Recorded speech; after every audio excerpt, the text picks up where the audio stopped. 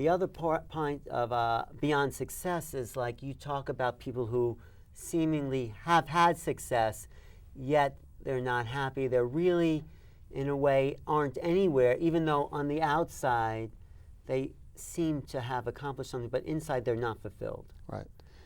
And I mean, that's true of most people that I've met with a lot of money. I mean, it's very rare that just because you have a lot of money and have a lot of notoriety and attention and fame, that any of those things actually fulfills anyone. I gave a seminar at a business school a few months ago, and I asked the kids in the room how many people were going to business school because they wanted to get out and make a lot of money, and everyone raised their hand except for I think one person. And then I said, can you think of a parent or a friend that makes a lot of money, that has the kind of success that you're in business school to acquire? Can you get a picture of that person in your mind? And they all got a picture of someone in their mind. And I said, how many of you actually want to be like that person? When you look at the values and what that person actually represents, how many people can now say, after thinking of that question, that they want to be that person?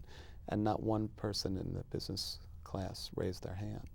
So, you know, we're starting to get the idea, even though it's maybe a little buried, that the idea of measuring success by money or fame is not what Harris Hilliard's and Anna Nicole Smith's and Michael Jackson's do we need. Or Bernie Madoff's. Right, actually. or Bernie Madoff's, to wake up to the fact that we're measuring ourselves by something that can't ever begin to measure how great and infinite we are. So then, I mean, I'm open to hearing this, but then what is beyond success, and then how do you talk to business people about being the infinite source of who they are? I mean, I understand that, I think, but... So, I mean, it's a fun thing because I get to go into financial companies only because of my success as a financial advisor. I don't get invited there because I wrote the book. That would be nice, but it doesn't happen. I get invited because I have a very successful financial practice. And people want, initially, when I come to these seminars, they want the same success, financial success that I have. And then I start talking to them about the only way to acquire that is to let go of actually wanting that and to actually serve their clients. And these are financial advisors who are serving their clients, to serve their clients in the same way that we just talked about serving someone, to be silent, to actually listen to them with, you know, what they truly want, not what they think they want.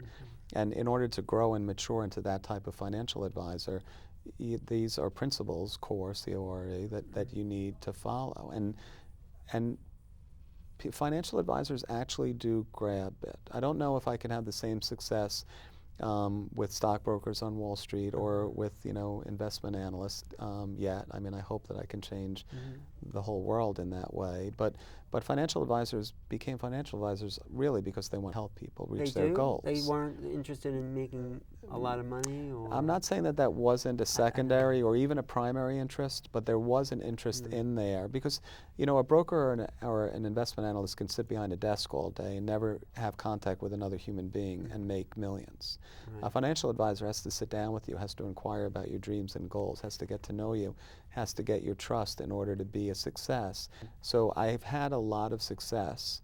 I've been, you know, some of the most highly rated seminars as far as getting other financial advisors to really want to change the way they practice and the way they do business when I start talking to them about the ideas in the book. And ING actually recently just bought a few thousand books to distribute to their financial advisors, and I've been talking to other companies. So hopefully, my idea a long time ago was that, as a young kid, was that I would become successful, actually, so that people would listen to me about what I really wanted to talk about. Which is? Which is that isn't what success is really about. And success is this connection to this. Yeah, so it's like a bait and switch. I knew I had to get enmeshed in the financial world and have success there before people would ever even listen to what I have to say, unfortunately, but that's the way the world works right now. What was your awakening to the fact that, because most financial people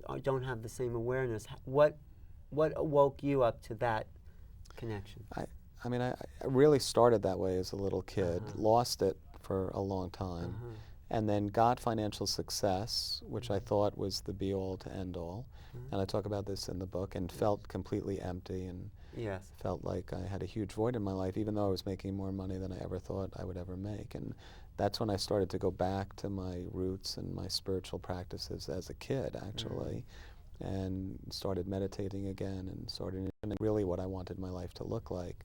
And that's when everything really fell together. And that's when you actually felt there was this connection to this higher, more aware part of yourself. Yes. And you do. And the more I get out of the way, yeah, the more it seems to fulfill me.